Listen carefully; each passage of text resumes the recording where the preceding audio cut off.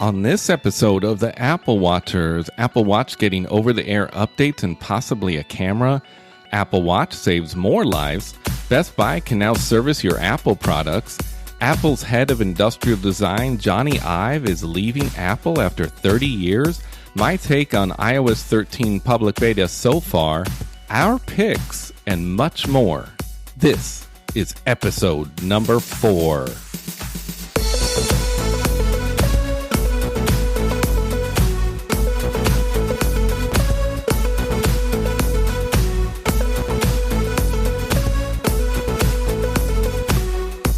Welcome to the Apple Watchers, a podcast about the Apple Watch and more. This episode and every episode is brought to you by me and Jay-Z, aka Jonathan Zarko. All right, let's get started. All right, hello. How are you doing today? Doing good. Hey, you didn't ride over. It's a little hot. Yeah, a little too hot here. Drove the Mustang. It's all good. Oh, dang. Yeah, you drove my Mustang. Cool. Just you might have to leave it this time. Yeah.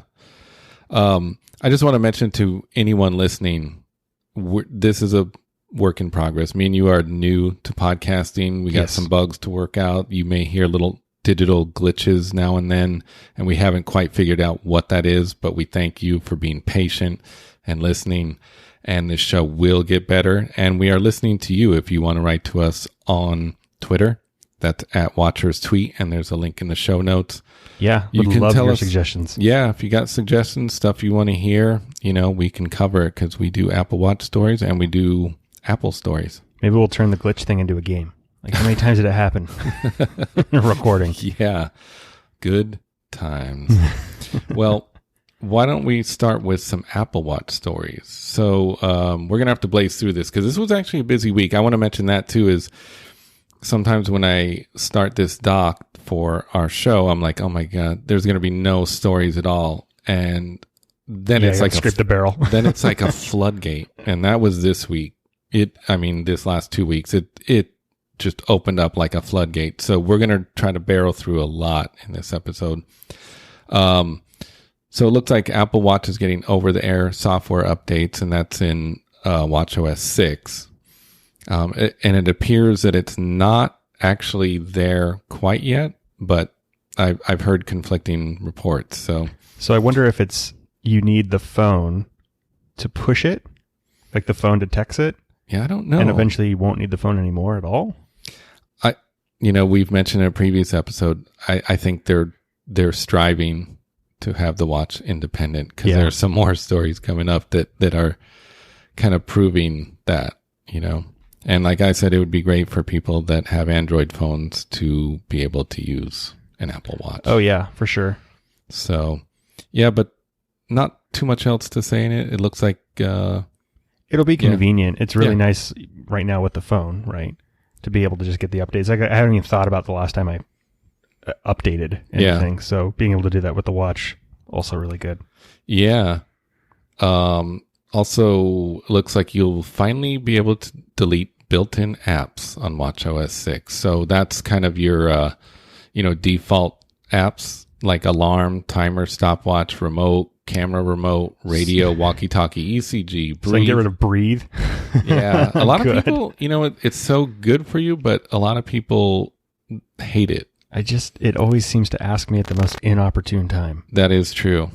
Like the stand notifications. Yeah. I get it. It's, it's doing it in certain intervals because it's like, you should be doing it now. I wish though it would know because, there's been times when I sit down and it goes, you need to stand. And, like I've just been standing for a half hour and I just sat down and you're telling me to stand up.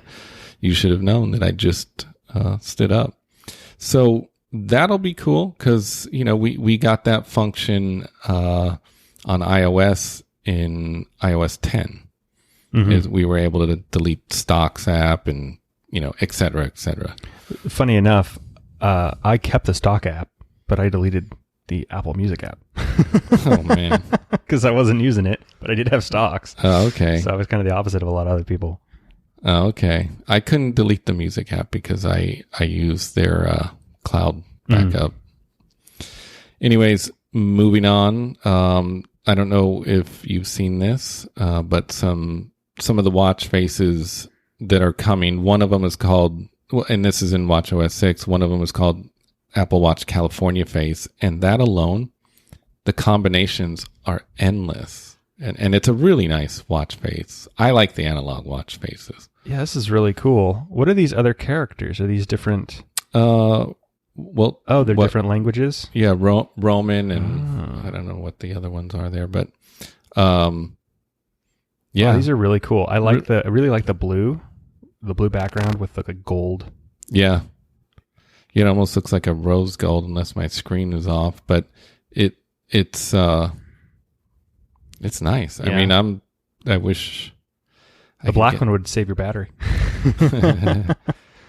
I have, with the Series 4, I have no battery issues. I haven't had any issues either. And I wear mine to sleep too, do sleep tracking, and still have at least 30% when I wake up in the morning. But that's maybe that means I'm not working out enough, because you use up more battery when you're working out. Well, there you go. Yeah. So yeah, I guess I'm not working out enough. Yeah, yesterday when I plugged it in, I noticed I still had 60%, and it was midnight, but didn't work out.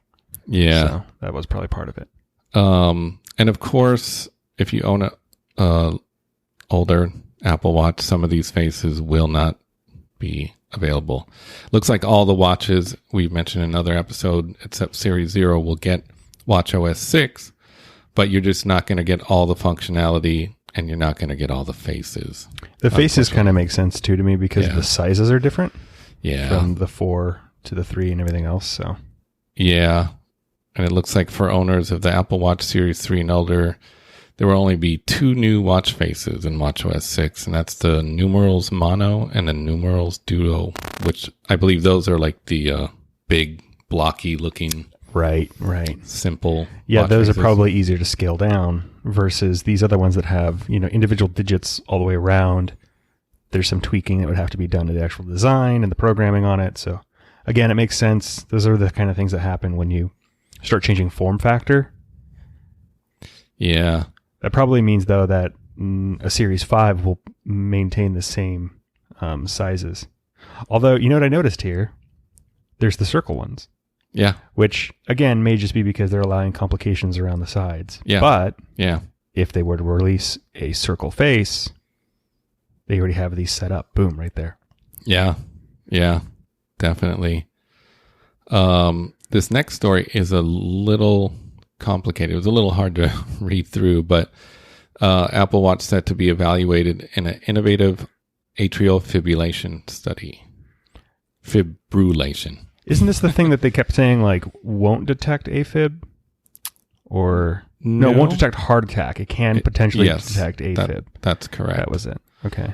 Yeah, and there's been cases where it's actually detected AFib. In fact, we have one in here that's on that. But yeah, this is interesting. Really interesting stuff. It looks like they're going to be administering an electric shock to patients' heart while they're sedated, with a goal of disrupting the abnormal electrical activity in the heart to reset the normal beating rhythm. Wow. This is like the equivalent of unplugging and replugging in a computer. Yeah. Just kind of doing the same thing to a person. Yeah, and then it looks like they're going to furnish people with Apple Watch to further monitor for AFib after that procedure is done. It's kind of incredible. Yeah. A little production item, right, that you can go and buy, and now it's potentially being used as a health heart tool. I wonder if they thought about those kinds of things when they were first designing everything and kind of building it, or if they're like, you know what else we could do with this? Yeah. And it just evolved from there. But I wouldn't be surprised if later on in the future, this becomes kind of the nexus point, and it really does go into health and become a health tool, and that become one of the main factors. Yeah. Yeah, and this is going to take place at UCSF School of Medicine. So San Francisco? I think so. I did not look it up. It makes sense, though, too, because, it's close to Apple headquarters and stuff, too, so there's probably some partnership going on there. Yeah. Up in Cupertino. Yeah.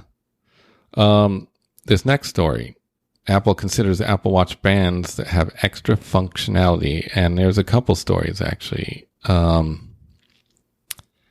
According to this one, it's kind of a vague description, but according to one embodiment, an electronic wristband can provide additional electrical circuitry or devices that can be made available for uses with an electronic device. Okay, so they're trying to say we have a band that has circuitry that could be used with other things. Yeah, it could possibly be used to charge the watch. Or if they wanted to put some kind of an extension port on it.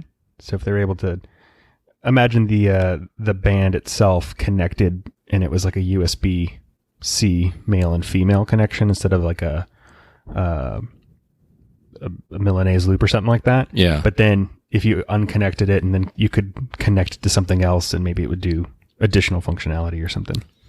Yeah. They've filed quite a few of these patent applications pertaining to the watch band, but I think that would be a tough sell, to buy a band. Like, I don't think I would buy a charging band myself because what's it going to look like? Right now I'm wearing this nice leather band. I don't know. Okay. So do you remember like charm bracelets? Yeah.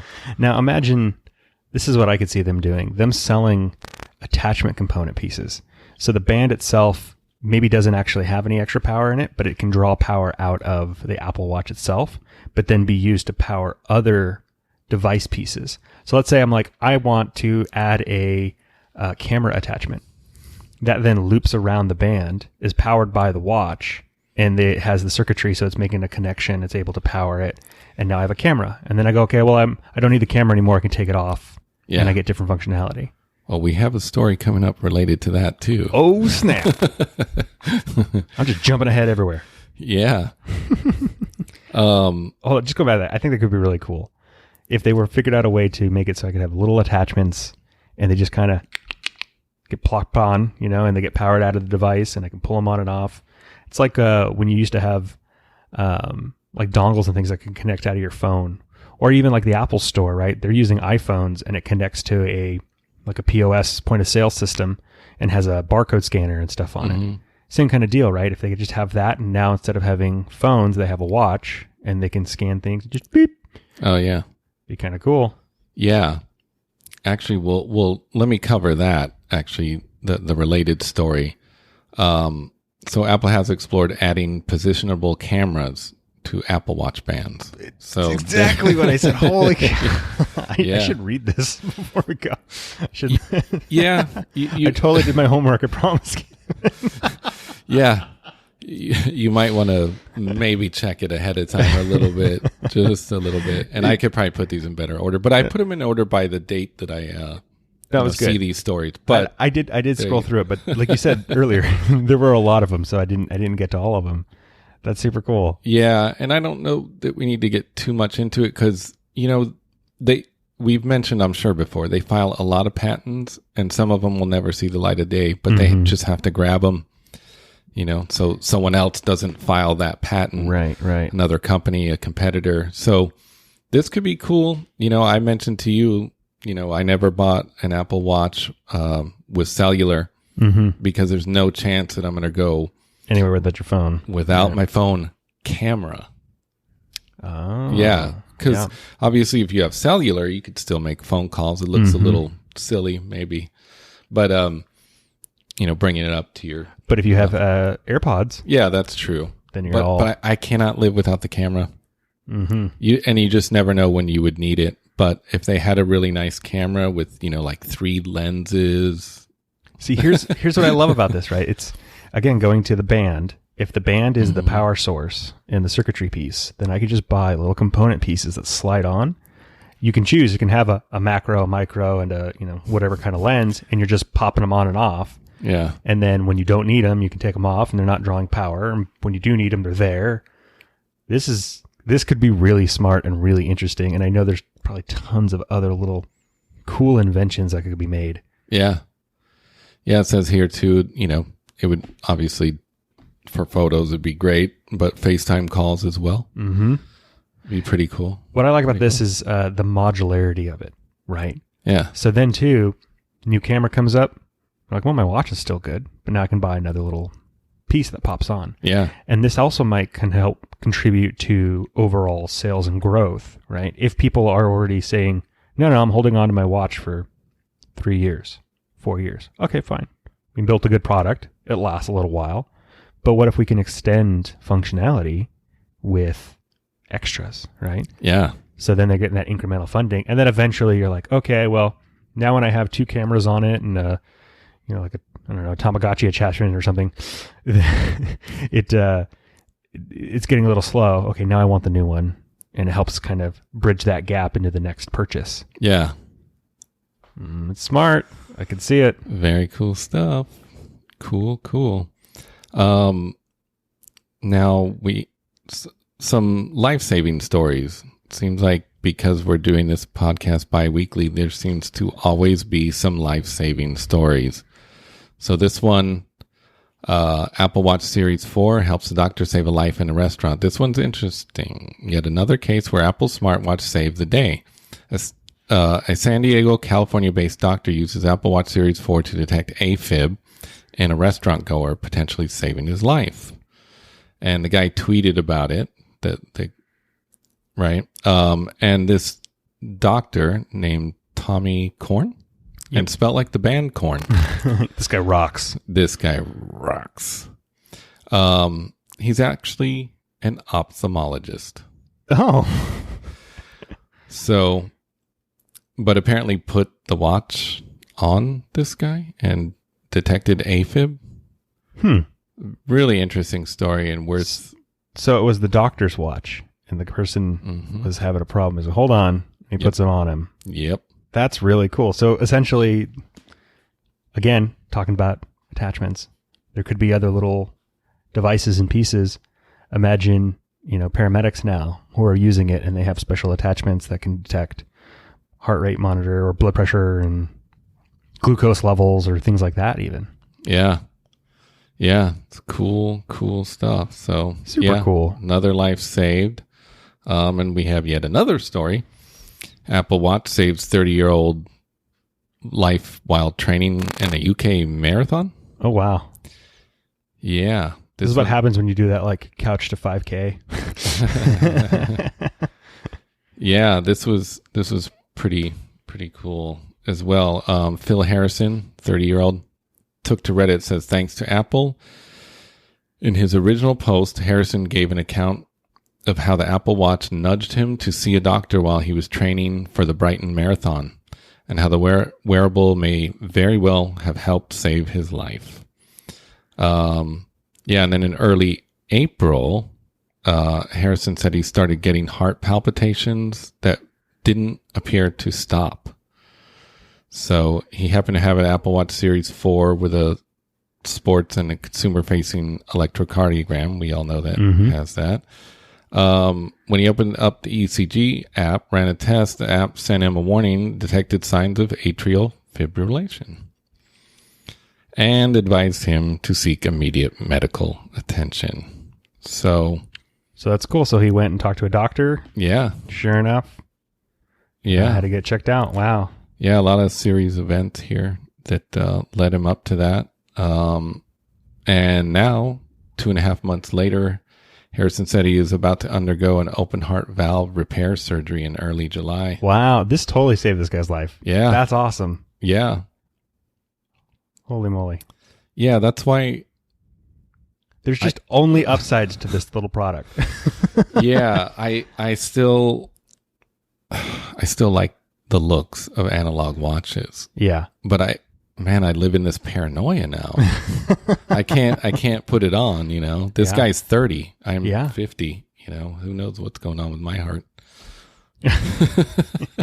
Especially trying to do this episode. You're doing great. Hold on. Hang in there, little computer.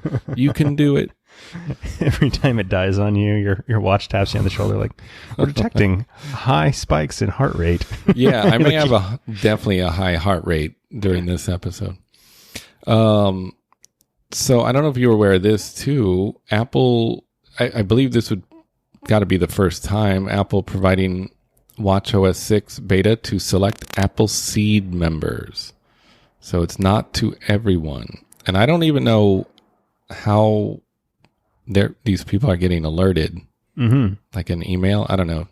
Neither of us got any notification. No, but the AppleSeed is like when you raise your hand that you like betas. But oh, really? But you're not a developer, right? I think that's what it is. I don't know. Like you're like, I'll try your stuff out. I don't have any tech knowledge, but I like playing with stuff. Because it says AppleSeed is a version of the public beta testing program that's invite only. Maybe it's also to like reviewers and the media or special friends of developers. Yeah. I don't know. Even if, Apple, if you're ready to send me an invite, I don't think I can do it. I just don't. We're going to get to iOS 13 public beta in a little bit. And my experience is so far, but I would not run more than one device with any beta software. Yeah. Yeah. You need the others to kind of like pick up slack in certain places. It's definitely challenging enough with one device. But that's pretty cool. Pretty cool for people that want to do it. I would totally do it. I would do it if I didn't have the beta running on my phone. Yeah, I also don't have that right now. So, yeah, so that's pretty cool. Pretty cool stuff. Another life-saving story, pretty much. Apple Watch fall detection helps 87-year-old woman. Okay. Yeah. Yep. Yeah, and she was in a car accident. So, as detailed by News Center, Maine, Dottie White was involved in a car accident in Kennebunk, Maine? I don't know if I'm saying that right. Sounds right. Sure. Yeah. Well, on her way home from the grocery store. Apparently, a woman came out of the road here and ran straight into me. That's what she said. Mm-hmm. So, she wasn't within reach of her phone, but somehow this accident set off the fall detector. So her hands must have been knocked back really far or something. Yeah, it's crazy, but it makes me think they should actually have like crash detection. Or something. Crash detection. I mean, because there's been other stories of people in car accidents too that just the fall detection didn't go off, but they couldn't reach their phone, but they were able to call 911 or call a family member, emergency contact. Crash detection, Apple. Although that can get a little complicated. Yeah. You just drop it, all of a sudden it's like, or fighting calling with someone. 911. Fighting, Oh no. Fighting with your brother and bam. Yeah, you're wrestling around. Suddenly the cops are at your door. I'm sure fall detection does that already. But anyways, it was a cool story, Her actual quote was, "The watch dialed my son in Florida. It dialed my daughter in Massachusetts and my daughter in Maine." So they knew something had happened and they knew where it happened. Her son, James White, says he was notified. Sorry, it was scrolling randomly here. Notified instantly through a text message. So he immediately called his sister, who, after receiving the message herself, rushed to her mother's side. "It was really helpful to get that message," James White said. "I knew my mom was all set and that at that point." So that's really cool. Yeah. Gives everybody peace of mind too. But it also alerted to the location, which is really nice. Yeah. And so, they were probably able to find her. I mean, imagine there wasn't another person, or it wasn't in a public area, right? Somebody ran off the road. This could be used to help find people too. Yeah, absolutely. Absolutely. Well, I think that's probably about it for Apple Watch stories for these last 2 weeks. These big stories. But let's go over some other stories, some Apple related and whatnot. Apple retail employees testing out the Apple Card. that. Oh, yeah, they would get that first. That seems right. Yeah. I wonder if everyone's paychecks are just going routed into that. There in the back of my head, I'm a little worried because obviously the card is getting close. Mm-hmm. So the next iOS 12 will most likely have that enabled, would be my guess. Mm-hmm. But is it going to come to iOS 13 beta, public beta? Oh. They better not leave me out. I'm so bummed. I'm sure it's probably in the beta. I actually wouldn't be surprised if they don't put it in 12 and they say you have to upgrade to 13 to get it. Well, but they stated it would be out in the summer. Oh, that's before 13. Okay. Yeah, because right. 13 will be September sometime. I mean, if they're on the same schedule as always with the iPhone. I wonder how they're doing it. So if you get the card, then it opens up additional functionality for the wallet app, right? Mm-hmm. So it's probably just a wallet app update that gets pushed. So I would imagine 13 beta would get that push as well. I hope so. Because don't you want my money? Yeah. I mean, I'm going to use it. And they make money off it. So, yeah. And you get that cool, slick metal card. Yeah. This makes me want to go to an Apple store and try to get some info out of the employees. It's like, hey, do you have a card? You have a card? Come on, just show me. Yeah, show me. Hide your numbers. Okay, you can't do it in the Apple store. Come on, let's go outside. Let's go get coffee. Yeah. Hey, buy me some coffee with your Apple card. Yeah. Oh yeah, I'm not paying for the coffee. You are with that card. Yeah. You have to test it, right? You're getting the points on it. Come on now. Wait, let's go test on some bigger. Yeah, I need a TV. Come buy this one. Guys, I don't even know you. Yeah, come on. You're gonna get daily cash back. Yeah, right. Come on, man. It's like free. Yeah, jeez.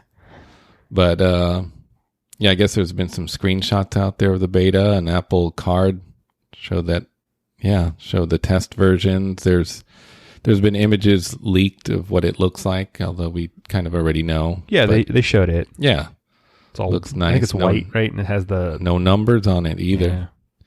Yeah. It's got to have numbers on the back. Nothing? That's what they showed. Because the numbers, like if you need to give someone the numbers, it's in the phone, in the wallet. Oh, yeah. Wasn't that part of like a security something or another, right? Yeah. So like you put your card out, nobody's writing your numbers down. Yeah. Because it's all in the app. Yeah. Which is kind of cool. Yeah. So if you're at a restaurant or wherever, that's where they used to take your card away, or they still do. Yeah. They can't jot down your number, anything like that. And then I believe each transaction is kind of like a one-time type thing, just like with Apple Pay, from what I understand. Oh, it just encrypts and makes a new number generate. I believe that was what they mentioned. Interesting. Yeah. So, yeah, it's the card itself doesn't have the best, cash back and best interest rate, but the security is the payoff. So, folks, if you're plan on getting one, just the security and the rewards immediately is really good. Yeah. But there's nothing wrong with having more than one credit card. You can have that one and some that have higher cash back, and depends on what you're buying. Yeah. I don't know if you heard about this too. It's kind of big news. Best Buy can now service and repair your Apple products. This is awesome. Yeah, it's a big deal. Yeah. Yeah. I mean, I myself, I don't know. I can't get away from going to an Apple store. But, there's a lot of people that don't live near an Apple store. Mm-hmm. And they only seem to be in certain neighborhoods. So some neighborhoods have two. Yeah. Looking at you, Glendale. Aren't they right? They're right next to each other. It's weird. It's like the original one that was in Glendale. And then they built the Americana across the street. Right. And there's also one in there. Right. And I remember when that opened, I went into the Apple store in the Glendale Galleria, which was the original. And I was like, are they closing you guys down because they're opening the new one? And they go, no, we have enough traffic. Yeah. We just needed another one. Yeah. Like, oh, okay. I wonder if they did this too because they're getting a lot of heat about the right to repair too. So that kind of, gives them Yeah. Makes them look a little better, you know? And I don't know. I think it's a win because there's a lot of Best Buy stores. I said there's nearly 1,000 Best Buy stores in the U.S. So, and all of them are going to be able to fix your Apple products. So the offering same day fixes for iPhones is big. Yeah. Because that's the other thing too, is a lot of stuff at the Apple Store, you got to surrender your device for 2-3 days. And depending, I mean, if it's a really big thing, sometimes you got to give it to them for weeks. So yeah, those helping their volume, you know, I'm sure Best Buy probably doesn't have the same overhead and pay that they're going to pay the like Apple employees. So yeah, they may be able to offer a better deal on it. Yeah, it's all good. It's user friendly, right? It's customer friendly, which is good. Yeah, and the next story is actually related to that because you're mentioning about the timeline. So Apple recalls batteries in some older 15-inch MacBook Pros. And I believe, yes, it says Apple says repairs could take 1 to 2 weeks. Yep. See? So you got to send things in, and then they have to order pieces. And if they can do the same repair, which I'm not totally clear on, but I would guess they could do any repair that an Apple store can. So maybe the turnaround's much faster. You know. Yeah, if they have more stock area and they can hold more things, then they're able to repair things faster. Yeah. But funny story about this. So at work, one of my coworkers had one of these older MacBook Pros, and all of a sudden they got an alert that came up and it said, issue with battery replace soon. And he's oh, maybe this is part of the issue. So he checked his serial number. It's like, no, just the battery just went bad. He's like, darn. Yeah. Yeah. Well, it says that, and these are Apple's own words, it may overheat and pose a safety risk. That's scary. That is scary. They must have got a collection or a couple documentation that some of the batteries that were made from some facility or during a certain time frame had subpar materials or weren't constructed properly, and so. Yeah. And if you're listening and you think you may own one of these 15-inch MacBook Pros, you can visit their website. You could enter the laptop serial number and see if the computer is part of the voluntary recall. If it is affected, Apple recommends not using the computer. What if it's your only computer, though? You have to check on. Man. Oh, this one's recalled. Well, I guess I'll turn it off. Yeah. Crazy stuff. But yeah, we'll have a link to that story, of course, in the show notes. And you can check on their website if you need to get that taken care of, but stop using it. This story, Adobe Lightroom hits the Mac App Store. And this would be again, because it used to be. But it's been, Lightroom 4 was on sale for $149.99 back in 2012, but it disappeared when Adobe introduced Lightroom 5 and hasn't been back till now. So it's pretty cool. Just another, option if you... It was available, though, with Creative Cloud, right? Because I had Lightroom. I had Creative Cloud. But not through the App Store, right? Not through... No. So I guess that's the deal, right? Yeah, it's in their actual App Store. Right. That's the only difference, I think Adobe's starting to feel pressure from other app companies. Predominantly Sketch right now. Yeah. Is eating into a lot of their market share and their software usage. And so their whole subscription-based model doesn't seem as attractive as it used to. And so I think we might see more and more of these apps starting to pop back in. Where you can buy them off completely, a la carte. Yeah. Yeah. But that's cool. If for some reason you want to get it through their App Store, it's there. This next story, third-party devs will be able to access iPad OS Apple Pencil latency improvements for art apps. That is cool. Yeah. That is really cool. And I mentioned, I think in the last episode, I don't own an Apple Pencil or an iPad Pro, but I've tried them in the store. And the latency is not an issue right now, but they reduced it, and that's great. That is fantastic. In fact, it says that it was 20 milliseconds originally, and now it's going to be 9 milliseconds. So it's half. More than half. More than half. That's awesome. Yeah, so that's cool. Good news. The iPad Pro and the Pencil, I think, are going to be the next thing we probably buy because there's so much you can do with it. And now with iPad OS, once that fully launches and it has support for mouse point and click, makes designing smaller things easier. And I don't know. It all looks really, really good to me. I think that might be the next thing we grab. Yeah. Next story is just Apple's running some ads for iMessage encryption. Not much to talk about there, but I'll put a link in the show notes if you feel like checking those out. That seems on par. Yeah. Well, their big claim is the security and the privacy featuring. You wait till we get to iOS 13. Oh boy. Yeah, it's a little silly almost. But so this is an ongoing story too. Apple pushes back against Spotify's claim of unfair treatment in App Store. And I feel like this story is never going to die. Apple's pushing back against Spotify's claim to unfair treatment in the App Store. The Cupertino company filed a response in an ongoing antitrust lawsuit case against the European Commission in which Spotify claimed Apple was charging it 30% tax.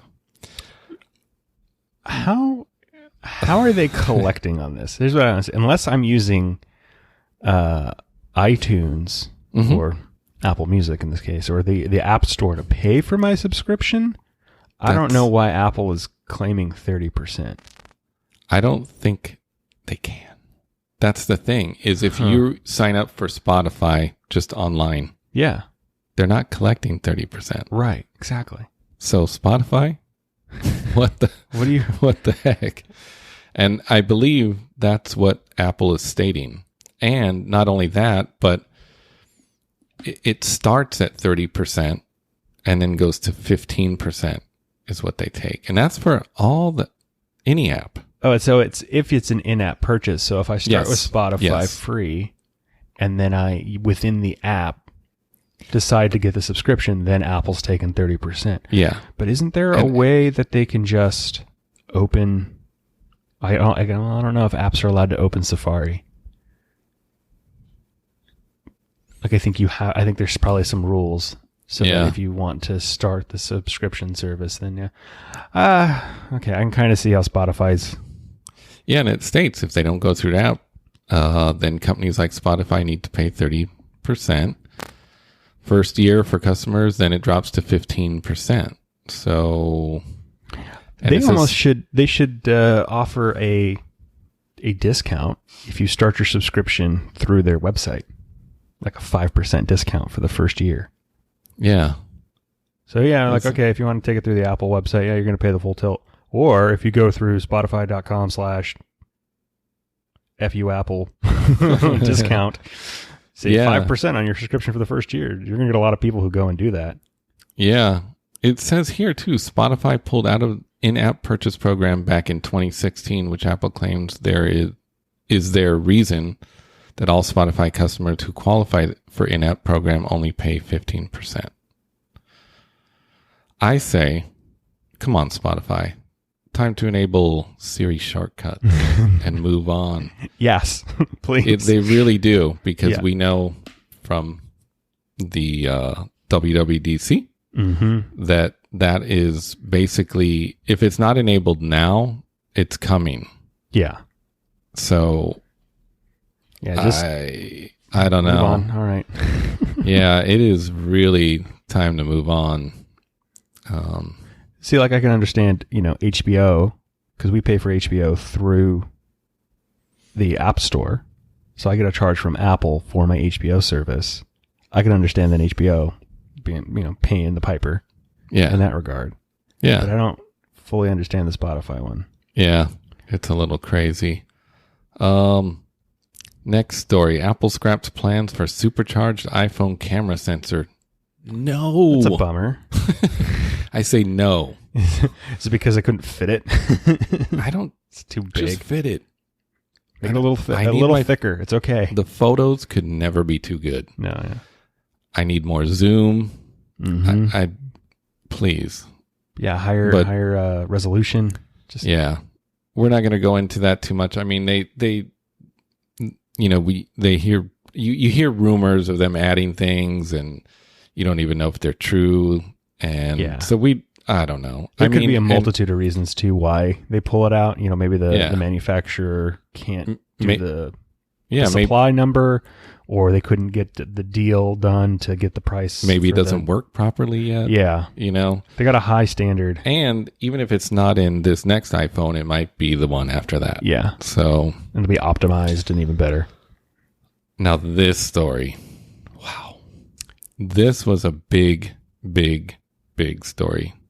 Johnny Ive to depart from Apple after nearly 30 years. If anyone out there doesn't know who Johnny Ive is, he's their chief design officer, basically an industrial design. He worked with Steve. Yeah, he worked with Steve to develop the iPod, the iMac, the translucent iMacs, the iPod, the iPhone.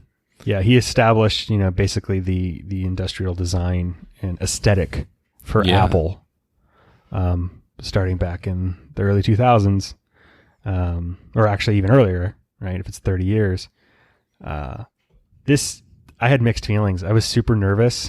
Yeah. But I guess in the last couple of years, he's actually kind of had a reduced role anyways, where he was just he let go of like managerial day-to-day responsibilities and just kind of worked on things he wanted to work on and would go in and influence design decisions and stuff like that. Yeah. And he's opening up his own design shop, industrial design consultancy. Yeah, it's called Love From. And Apple's supposed to be one of the clients. Yeah. So that'll be good. So basically they'll go over, visit his design firm. Hey, take a look at this iPhone. What do you think? I don't like it. That'll be $4,000 or $40,000. Yeah, exactly.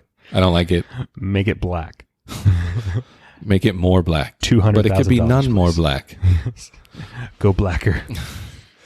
Yeah. Interesting. Actually, this may end up being a better thing, right? Because if he's kind of already slept off a lot of his responsibilities, I was going to say that.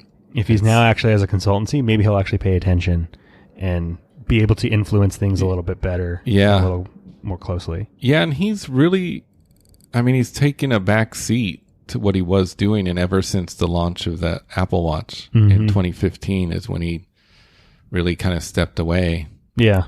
So I don't know. And I was worried back then, like, why is he not so prominent anymore? Well, you think about it too.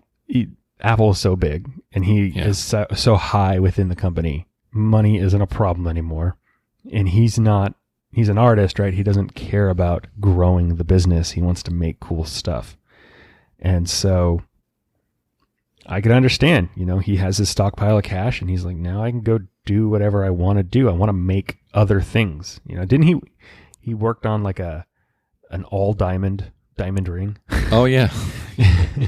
Yeah, I have. It's in my. You got it in the back room. Yeah, that's good. In my jewelry case. And then it was like a Leica camera or something. Mm-hmm. So I get it. Yeah, I would guess too that for him, he's. I don't think any industrial designer has really touched people's lives as much as he has. Being in the hands of people, iPhones and Macs, and there's no one really, but he probably has some other itches that he wants to scratch. Oh, totally. Yeah. And you're restricted there. Yep. You monopolizing your time. Hey, focus. I want to design a bicycle. They're like, well we're not going to sell bicycles. We're not making bikes. Yeah, we're not making bicycles. So I just and he's getting to a certain age. It's like, I would imagine there's things he wants to do that he can't do there. But you know what else this does is it creates opportunity for other designers to really explore and to try to show off what they can do, and maybe we'll get a new Johnny Ive or Steve Jobs coming up through the company because some, young designer's got some crazy idea and is trying to prove himself or herself and just goes nuts and starts, creating really cool stuff. Yeah. And when I first heard the news and you sent me the text, I hadn't even heard yet. Yeah. I heard it from you first. And I was in shock and you get that panic feeling. But then I started to think, is this actually a good thing? Mm-hmm. Because their products have changed and sometimes in not good ways. Yeah. Everything getting thinner and lighter. On paper, that sounds great. But it should be for certain products. Yeah. So like when we talk about laptops, MacBook Air should be thinner and lighter. Yep. Maybe even the MacBook, the MacBook Nothing. But a MacBook Pro, it's like, you know what? It could be thicker. It could have a lot of ports. Yeah. If you're giving me more horsepower and bigger battery and ports. Oh, there's no reason why it needs to be thin. Yeah. You don't want a giant brick, but they've already kind of hit a point where they have a good, comfortable size of product, And just because we can make it smaller, I don't know if the sacrifice is actually worth it. Yeah. I just feel like their desktops kind of cover all the bases. Mm-hmm. You got your iMac. You have the new Mac Pro. You have the Mac Mini, and the Mac Mini is really cool because it's got a lot of ports on it, and it's upgradable. But when you go to the laptops, the MacBook Pro seems like it's lacking to me. And there's rumors of new computers coming, and some of them probably being laptops. I hope that another designer there is like, you know what? It could be thicker. Yeah. It could because be of a all little these beefier. Great things we're going to do with it. And you can put a cheese grater on it. On the bottom. On the bottom and the top. Like, yeah. We can keep the aesthetic. Yeah. What I would also prefer too is one of the things with the older MacBooks and the MacBook Pros is that you could upgrade things, right? Yeah. I didn't have to, for this charge of thinness, they had to make sacrifices and start soldering memory and hard drives to the circuit boards and stuff. And now something craps out, it's toast, right? They're gluing in batteries. Yeah. Like, give me a little bit of space. Yeah. I'm okay with an extra half an inch. Yeah. If it means I can also open the back and replace the battery or pop in more RAM or, blow it out every once in a while because the vents have soaked in a whole bunch of dust and it's starting to get hot now, or you can't do any of that stuff. Yeah. I think I mentioned on a previous episode, this MacBook Pro that we're recording on, it's old, but it's got every port you could ever need. Yeah, you got everything. It's heavy, but I don't mind. And I would keep this if it just had new guts and a new display. Yeah. It's still a nice display, but it just, like, I heard it even mentioned on another podcast, like, it sounds like when it comes to computers, Apple's computers, they're really listening to people right now. Mm-hmm. And so I hope they take that same approach with the laptop because the MacBook Pro should be different. Yes. The use case of a MacBook Pro versus a MacBook Air are starkly different. Yeah. Right. One is a tool different. And the other one is more of a media consumer thing, right? One is for hanging out on the couch and watching YouTube videos and, sending emails and chatting and, maybe writing. And then the other ones are for video production and graphic editing and collaboration. And, you need those other pieces and you want to be able to invest in your hardware, especially if you're a business, right? Or you're starting a business. And it would be great if I could go in and buy a MacBook Pro and go, okay, well, right now I'm only doing graphics. So I'm going to get, a little bit of extra RAM in there. But later on, when I'm going to do, if I want to expand into video, I'll upgrade the graphics card or I'll add more RAM. Yeah. And be able to go and do that. Yeah. Instead of going like, okay, I actually have a buddy who's a photographer and he was asking me what laptop I recommended. And I was asking him about, he doesn't have a lot of money, so he's still starting out. Like, what are you going to be doing with it? And he's currently using an old MacBook, the black one. Remember those ones? Yeah. And that's older than Yeah, mine. Or no, not quite. Oh, no. Oh, okay. But it's not as powerful because it wasn't a Pro. Right. I had it in college, and it's on its last leg, and I'm like, well, you might actually be able to get away with a MacBook. If you've been using that, you might be able to get another MacBook. And he's like, yeah, I am interested in a Pro, though. I'm like, okay. Well, then we start looking at the specs, and for what he's doing, I'm like, yeah, I think you could start on the lower end tier. If you're going to upgrade anything, just upgrade your RAM. That's going to get you a little bit more, room in the future. But it'd be really cool if you could just buy the standard version, and then later on, a couple of years, open it up, upgrade some pieces, keep going. So I would love to see that. Yeah, I would definitely love to see that too, and a little more options on the MacBook Pro as far as if you want the 15-inch now, you have to get the touch bar, and not everyone wants a touch bar. Like, that should be optional. There's rumors that the next MacBook Pro will be 16-inch, so probably just means less bezel, same form factor, yeah. Yeah, which that would be cool too. But man, more ports, and just more flexibility, customization, expandability in it, which they did do in the new Pro. Right, the new Mac Pro. They listened to what pros wanted, and hopefully they'll do the same with the next MacBook Pro. But you might get what you want, in the next one. But then they'll come out and say that, okay, so the MacBook Pro now starts at $7,000. Oh, yeah, I hope they don't do that. I'll be crushed. They're like, but you can open it up. Look how fat it is. Yeah, you can fit everything inside. It's got 30 ports. And you can pay for it with your Apple Card. Your Apple Card. That way you get, 5% back? Yeah. Yeah. Yeah, hopefully it won't be $7,000. No, but, sure. or I mean, it would be great if they just kept it around the same price. That would be great. But, or at least maybe there's going to be high-end configurations you could do, and then it does get into the tens of thousands of dollars. Yeah, see, that would work. Yeah, so, we got a little somewhat off there, but, I mean, I just hope that with Johnny Ive departing, that we see maybe some different, design changes. The iPhone itself, too, doesn't need to be any thinner. I don't have any complaints. Like, I mean, just give me more camera. Honestly, what I want, it thicker, more battery, more camera. I either want it a little bit thicker, or I want the camera bump removed. Yeah, it drives me nuts. Oh yeah, I don't have a case. You go without a case. No, I like to use it as it is. Yeah. So okay, maybe if it did get a little thinner, then I wouldn't feel so bad about putting a case on it. But it drives me nuts. Yeah, but no thinner. I don't want to. Never forget Bendgate. Well, if you use a stronger metal, that might not be a problem.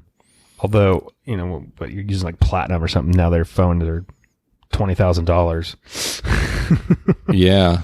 I guess you could do titanium. It's pretty light and cheap. Yeah. I don't know if it's as recyclable though. And there is still the whole Green Apple initiative. That's true.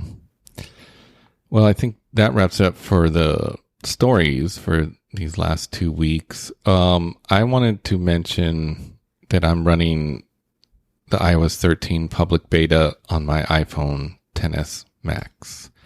Now, this came out early because usually they don't do it till July, and all of a sudden it just appeared. Yeah. Which was cool, and I couldn't resist. I could not resist. Well, you didn't do 12 because you had a bad experience with 11. I think it was 11. I was thinking about that the other day. It was either 10 or 11, but I remember I was working at another guitar company, and it was several years ago. Mm-hmm. So I don't know. It doesn't really matter, but that was a bad experience, and I've mentioned in, I think, the previous episode, iOS 11 itself was a mess, and they admitted it. Yep. So if you want to install it, it's very easy to do, but if it's your daily driver, I would just say be very careful, Mm-hmm. If you have an older iPhone that can, have iOS 13 public beta on it, you might want to do that. There has been, I was going to make a list of the good and the bad, but I had to combine the good and the bad because a lot of times a feature is good and has bad. The bad. So great privacy additions, but too many pop-ups on the screen, such as Bluetooth. It constantly asks me. So any app that is using audio, it's asking me for each app. Oh, if you want to enable Bluetooth? Yes. And I wish there was just a master button like, okay. All things Bluetooth, yes. Yeah, just go. I'm cool with it. I was cool with it before. I'm cool with it now. Dark mode is fantastic. I like it. It has it. I don't know if it's saving battery life. I watched a video about the iOS 13 public beta, and a guy said he was only getting 5.5 hours of battery. He said he was on the same phone. These phones come from different factories, even sometimes and whatnot. Mine seems fine. It seems the same as when I was on iOS 12. So it's good. Was that guy using the dark mode though? I wonder if that too. That's what I was thinking. Yeah. Like, because now when I first put on dark mode, it's a little awkward. But then now I can't go back. I just can't, once you go black, never go. I just, when I see a screen that's like white now, I'm like, oh, it seems too much. Yeah, it's too much. So battery life, seems fine. So they enabled swipe typing, which they call quick path. Oh, you really wanted this. I did. And this is on their default keyboard that comes on the phone. So you don't have to enable anything? It just is? It's just always there. So you don't have to use it. And that's, a lot of people misunderstand too. Even if you download a third-party keyboard app that has swipe typing, you don't have to swipe. Yeah, you can do the tap. Yeah, you can do do whatever you want. But it works great. I have probably tried every swipe keyboard because I don't remember if it was iOS 10. I think it was iOS 10 where they enabled third-party keyboards. Right. That day, I switched you downloaded keyboards. Swipe. Yeah. Actually, the one that's gone, I believe. It's SWYPE. I think it's gone. Oh, really? I think I downloaded it and then I don't know. I just didn't pick it up. Yeah. Well, they all work different. I was using that. I did SwiftKey and then Gboard. I've tried them all, and they all work a little bit different than each other. But I will say, maybe Apple waited because they wanted to perfect it a little more. But it's almost so good you don't have to look at what you're typing sometimes. Oh, cool. Yeah, and I like it because I always trust Apple with privacy more, so I would rather use their keyboard. I still wish they would not tracking strokes or anything like that. Yeah, but I still feel that it's lacking a few features. There were some quick access features on Gboard that were really, really cool.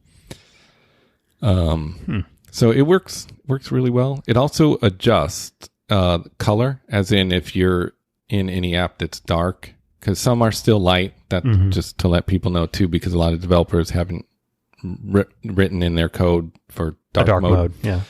But when it goes to any app or anywhere on your phone that's light or white background, it'll switch to a white keyboard, which I kind of like. Oh, good. So it feels consistent. Yeah. Nice. So it's real nice. Works really well. What's good about that though too is because it's part of the native keyboard. Yeah. I may be more inclined to use it. Yeah. Because if I just remember it's there, it'll be a little bit more gradual, right? Yeah. And so that may then end up making more keyboards and more people start to implement it. Yeah. They also, you can actually kind of scoot the keyboard over to the right or the left and make it slightly smaller for one-handed typing. Although I don't see a quick way. I may be mistaken, but I don't see a quick way to access that. It's like going all the way back to settings, I think. Yeah, no, there needs to be some gesture or something to shift it. Yeah, something easier. Couple more things. Yeah, reminders looks real nice. It does, they claim that it was easier to enter some of the info because the keyboard has little pop-ups there on the top of the keyboard predictive for like text. Yeah, like entering like a time or a date or I don't know. To me, I always use Siri to set a reminder because it's just quick. I mean, it's fastest way. So looks nice. It's pretty cool. Have had a lot of issues using my voice with Siri and Siri shortcuts. So when I was on iOS 12, there was the Siri suggestions, right? And I think I enabled a couple when you don't really need to, like calling someone. You don't need a shortcut. It's just built-in native. Yeah, you don't. So I think those were actually on my phone on iOS 12, and then they transferred over to iOS 13, and it has wreaked havoc. Oh, no. Because, I would say, call my sister. It sits there trying to run a shortcut, and then instead of just doing the normal. Yeah. Got it. Actually, this doesn't show the screenshots that I had put in here for some reason. But yeah, there's little warnings that, pop up and say that it can't do that. And then I tried deleting those shortcuts and they just keep coming back. Oh, no. Yeah. So there's a workaround. You just, if I want to call my sister, I say call and then her name instead of just my sister. Right. And that works. So, but a little weird. Okay. Well, hopefully they'll fix that. It's still early beta, right? Yes. This is public beta 1 and developer beta 2. Okay. Yeah. Yeah. Right? They're on the developer one level ahead. Yeah. They're always one level ahead. They get to really suffer, I guess. So that's been kind of a mess. How's Face ID? Face ID is way faster. Really? Yeah. Okay. Yeah, it's cool. It's very cool. The share sheet is slower to load, and it's a little interesting. You probably saw it, on WWDC. They're neat features like, people that you commonly text will be right up at the top. So it's quick access. Instead of tapping on the share sheet again, you can just send a text of, whatever you have on your screen there. The UI just seems a little funky, because it has 2 rows horizontal and then 1 row vertical. And then I had to I don't know, I have mine all, mapped out the way I want them to be, and I had to remap all of them. Right. But it's cool. Hopefully they'll fix that too. Just get a little faster. It's a little slow loading. I wonder if that's because you did program it to have different options in there. No, even when I first got it and didn't rearrange anything. Oh yeah. Pretty slow, but it's the actual public release, the official release won't be here till September. So we got a lot of time. Got a lot of time to fix issues like that. Minor thing, they have new like Memoji. You can use that on your profile. Just little issues with that, like not centering. Like you'll map it out and put it in the center and then enlarge it, and then it's not like that. It won't save it like that. But that's really kind of minor type thing. Small defects. Yeah. Issues between the phone and the watch. I use workout do not disturb. That's in your settings on your watch. Obviously it does what it says. You don't get any disturbances, any alerts on your watch while you're working out. But when I finish my workout, my phone still says that I'm on do not disturb. Oh no. Not a major issue. I mean, remember to take it off. Yeah. Yeah. And that may just be a thing. Like maybe once you have watchOS 6, it all just kind of integrates together. I've thought about that too, because the issues with shortcuts actually, I have shortcuts on my iPad running iOS 12. So I think they're just not jiving together too. Could be. And then if you are going to install iOS 13 public beta, many third-party apps don't work correctly. I can't get drag and drop to work on any apps. And I've actually, I use it a lot because, I use it quite a bit. The podcast app I use, you can drag and drop. You can actually drag and drop in Google Docs. So it doesn't work, but that's not, they'll I'm sure fix it. It's not a huge issue. That's something I didn't consider. I do have a lot of third-party apps that I use. So things like, especially things for work, like Blue Jeans and Google Docs. If you're going to get the beta, you can't expect those apps to work right. Dang it, this dock didn't update. So there was one other thing. It'll come to me. Yeah, maybe there's issues with Google Docs. Yeah, it's not because I would have to look on my phone. But just be careful. I knew what I was getting into by running on my everyday phone, and it's a little challenging. But overall, positive, negative. Oh, I really dig it. Okay, cool. I really dig it. It's great. It's just challenging, because you never know what's going to happen. Well, maybe I'll wait for like 0.2 or 0.3. You do it on your iPad, Well, that's going to be a whole other deal, right? Because that's a whole new operating system. Yeah, which I also use third-party apps for work, but it's less necessary if I have it on the phone. Yeah, if you do that, it'd be very cool because it'd be great to hear what you have to say about it, because it's different than iOS 13 on the phone. Yeah. Oh, I know what I was going to say. Oh. So there are features on the iPad that they showed at WWDC and seemed like they were only for the iPad, but they're not. Oh. So the gestures, those are for the iPhone too. Oh, which cool. I don't know if that like could be even more challenging, because whoever that guy was on stage had a lot of trouble with it. So it could be even harder on the iPhone. But one great feature, which they showed on the iPad, is that you can plug in via the camera kit, the USB camera dongle. You can plug in any USB device, like a thumb drive. Oh, and it works on your phone now too. I tried it. Nice. It works. It absolutely works. However,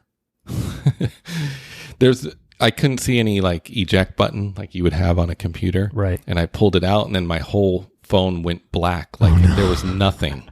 It just crashed. I was like hitting buttons. Like, okay, hello? Anybody there?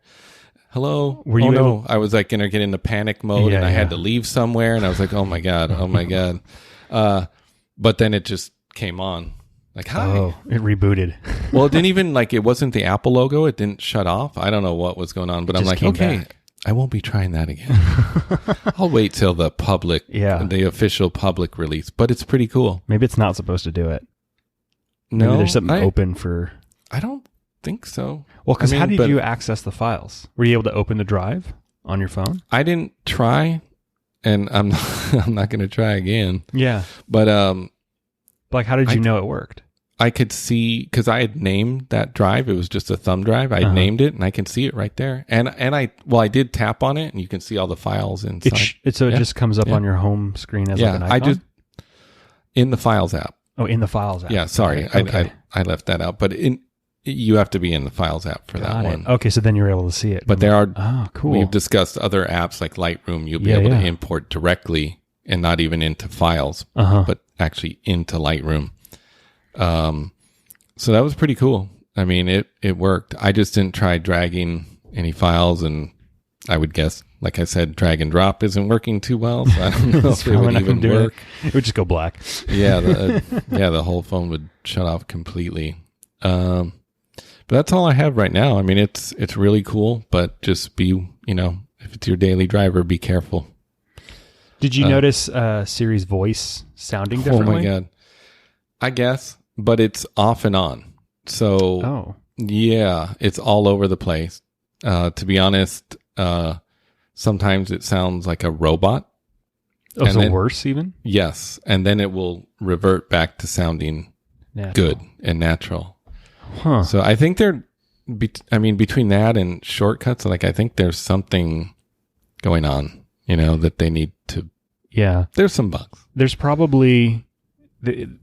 I wonder if they either have a different software that runs over Siri to make the dictation sound more natural, or if they have different series of logic. And so the conversational logic may have the updated voice, but things that are utility logic. So when you're versus you asking a question about the weather versus asking for detailed data Yeah. Or trying to do a command, Yeah. They may not have set up the natural voice for one or the other. Yeah. I'm sure they'll get everything worked out, but yeah, that's about it for iOS 13 public beta right now. Why don't we move on to our picks? All right. I'll go first, I guess, because I want to recap on, I believe it was the last episode, I spoke of the Zag screen protector for the Apple Watch. Yeah. Great screen protector, but I'm actually going to have to use the warranty.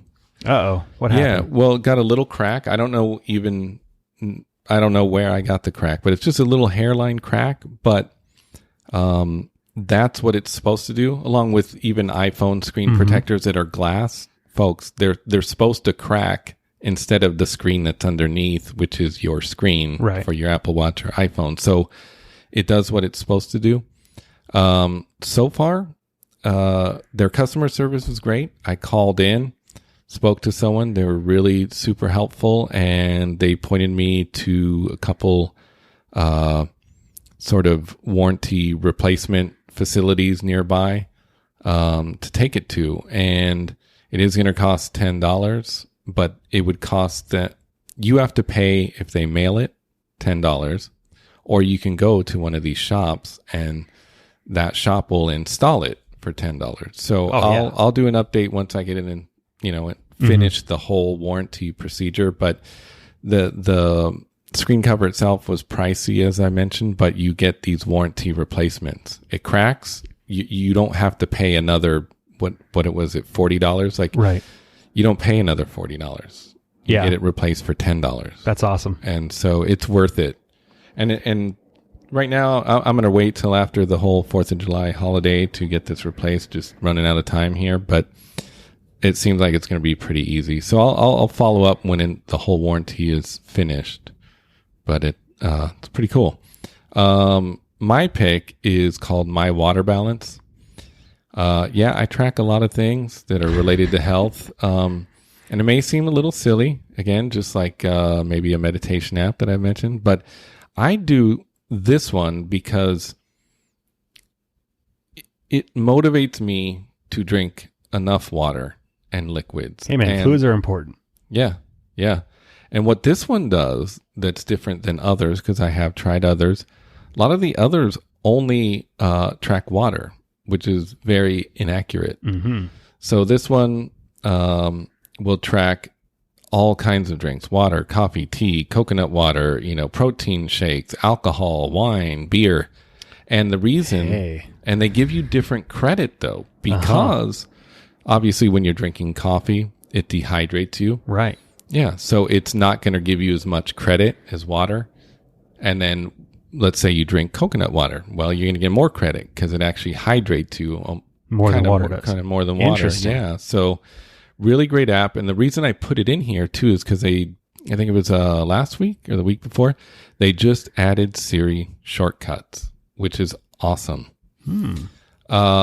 So you have to set those within the My Water Balance app. You have to go into Siri shortcuts in the app and specify which drinks, and the amount. But once you have them in there, you're good to go. And then you can just tell your phone or watch, log 10 ounces of water. Oh, cool. Makes it really easy and convenient. Yeah. And let me, on this subject, let me go back to iOS 13 beta, because shortly after I got this update with the Siri shortcuts for this app, then I installed iOS 13 beta. Then they went nuts on their privacy again. And so each shortcut, I get a pop-up so each 10 ounces of water, 8 ounces of water, on your phone, you get a warning. I get a warning. I would love to see, maybe I'm overlooking it, just a master switch. Look, I'm cool with my water logging, all of it. But it's literally asking me for each shortcut that I made. Oh, wow. Within the My Water Balance app. But anyways, it's a great app. Definitely would recommend it. And having the Siri shortcuts is a big plus. It has a really great widget too. And I find that it works I like using it on the phone. It's available on the watch, but it's a little more tedious to enter the drinks on your watch, right? I mean, now with Siri shortcuts, you can just use your voice, which is the most convenient. But the widget is fantastic because it's saving the current drinks that you've entered. So those would typically, you're Water, probably coffee. drinking similar drinks every day, probably. So all you have to do is tap on it. Nice. On the widget, and it just enters, and you can see a little bar there of the percentage. You have to put in a percent too of the daily amount of water that you want to drink, what your goal is. And this integrates with Apple Health as well. And I will definitely check this out. This is really cool. Because also too, I'm notorious for not drinking enough water. It also has warning or, notifications. Okay, to remind you? Yeah, which is cool because some people just kind of get caught up in their day and forget and whatnot. It has that. I'm using the paid version, and I don't remember what the price is. And I think it's an in-app purchase, if I'm not mistaken. But whatever the price is, it's worth it. If it's $5, it's worth it. I wish they would add a few more drinks. I think the developer is possibly in another country. So that they probably have cranberry different drinks. is one of the options. Yeah, there's some. Yeah, and there's some ones that I'm like, I've never even heard of that. So, but it'd be nice if you could matcha tea. Like, I drink matcha tea. Oh well, then it would work. Yeah, There's some yak milk, and that the shot you're looking at is just one. There's four more swipes, screens. Yeah, so some weird drinks in there, but it's really helpful. And I'll say it again, being that it's not just tracking water. It's tracking all these drinks. So it's really helpful. This would also be great for people who drink alcohol at night and then feel really hungover. Because a big part of that is hydration. Like this would be perfect for my wife.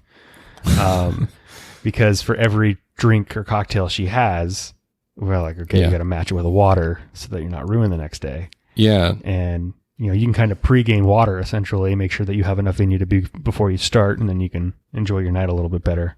Yeah. That'd be really cool. Yeah. And if she gets it, she'll see if you enter in alcohol, you're only getting like 2% credit or something because alcohol dehydrates you more than coffee. Wow. Basically. So anyways, that's my pick. It's really good. Put a link in the show notes. Cool. All right. So my pick is the Thermo Watch for Nest. Thermo Watch. Oh. Now, so I just got a new place and we just installed a Nest. And you have to wear a separate watch just for the Nest. Yeah. So it's called a Thermo Watch. Yeah. Well, the Nest is a Google product. And so they kind of said, no, we're not doing any HomeKit stuff. They do have an app. There is a Nest app that you can download for your phone and is also on your watch. And it works fine. You can control your Nest. You can program stuff on it. Cool. But the thing that it doesn't do that I really want is Siri shortcuts. There is no Siri voice control with that. So I can't just yell at my phone or my watch to make it cooler or warmer in the house. This developer created a thing called Thermo Watch for Nest. And it does allow Siri control, which is like the big deal. Nice. So you can go in and tell it the precise temperature that you want things to be. The only caveat is, and this is kind of a weird thing with Nest, where you have to choose whether or not you want it to be on cooling mode, heating mode, or heat and cooling mode. And so essentially what that means is, so we have it set to cooling mode because it's warm right now. Yeah. It won't kick on. Let's say we have the house set to 75. If it goes above 75, then the air conditioner kicks on and it'll put it back down to 75. If it's the evening time and the temperature drops below 75, so it goes down to like 72, it won't kick on the heater because it's on cooling mode. Likewise, it'll do the opposite for heating mode, right? So if it's the winter time, if it starts dipping down, it'll kick the heater on to whatever temperature you want. But if it goes above it, it doesn't turn on the air conditioner. Then there's a heating and cooling mode where you can set it to do that. This one only works either on heating or on cooling mode. For whatever reason, it can't work on the dual. So there is that limitation. But I would say for most people, that's not a huge problem unless you really need your house to always be the exact same temperature all the time. Yeah. Most people are pretty good with fluctuations. And it's really more just a minor convenience thing. But so it has the Siri control, voice control, which is great. You can also change the temperature using the crown, which is really nice too. You can just twist the knob up and down. Nice. So if you're kind of playing with it, that's really good. And you can also put a complication on your screen as well, which is really cool. So you can see what the temperature is set to in the house. Very cool. So looks great. It's $2.99 in the App Store, so there is a cost for it, but I think it's worth it. It's currently got a 4.1 on the reviews. Nice. And I will say this, it's some independent developer. Mm-hmm. He's got a great design sense. Like it looks better in my opinion than the actual Nest app. So I think that's a really cool thing too. It just looks good. So yeah, check it out if you got a Nest and you're interested in getting shortcuts. I'll keep using it and let you guys know how it works if anything changes. But yeah, super exciting. All right. Very cool. Well, that's it for this episode of the Apple Watchers. Read all the stories we've covered and more stories on Flipboard, a link provided in the show notes. Reach out to us on Twitter @WatchersTweet if you have any suggestions or stories you'd like us to cover. We're available on Apple Podcasts, Google Podcasts, Spotify, Stitcher, TuneIn Radio, Overcast, or wherever you get your podcasts. You can even ask your smart speaker to play the Apple Watchers podcast. Please subscribe and rate us wherever you listen. And thank you so much for listening.